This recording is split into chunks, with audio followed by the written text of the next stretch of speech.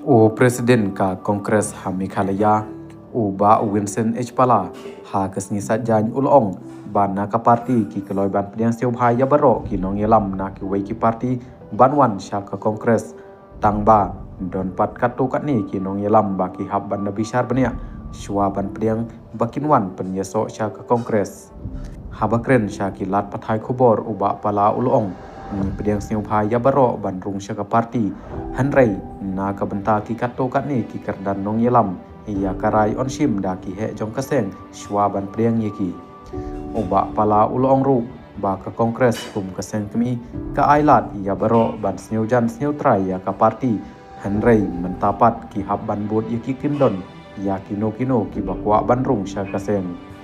ngim ong ba ki pat ba kimla ban rung sya ka parti hanrei don pat ka rukom traikam na ka benta ki kato kat ni ki nong yelam ha ka ba ka All India Congress Committee ru ka ha ban tuklar lang ha shwa ban shim ya karai ban pediang yeki shwa kani Presiden Uong ban don ki khep ba uba Roni Lengdo kum uwei na kinong mikmat ban nong yelam ka parti usnyeu ba ki kwa ban pediang ya baro hanrei don pat ki benta ki ba kum usaleng kum UMP bat kum uwei na ki he Kongres usnyeu ba kimla ban pediang kumta hakum kini kikep don kamban hab banda bishar benia shwa ban shimya karai bakhat du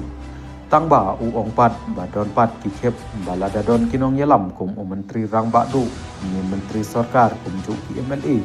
lada kikwa ban rung syaka parti kadon da kawai pat kom trekam bat kanihi kandon da kawai pat karai la ban kedeu hang ni badon kinong yelam ka Kongres ki ba penpau ba kilong ki bakloy ban priang ya kinong yelam barim ka parti ki bala phetno sya ki wei ki parti ba kin wan phai biang hanrei na ka liang UMP bathamai pat u laong ba kin sneu tanat ba ki katto kat ni kinong yelam barim kin yo jaka biang ha ka parti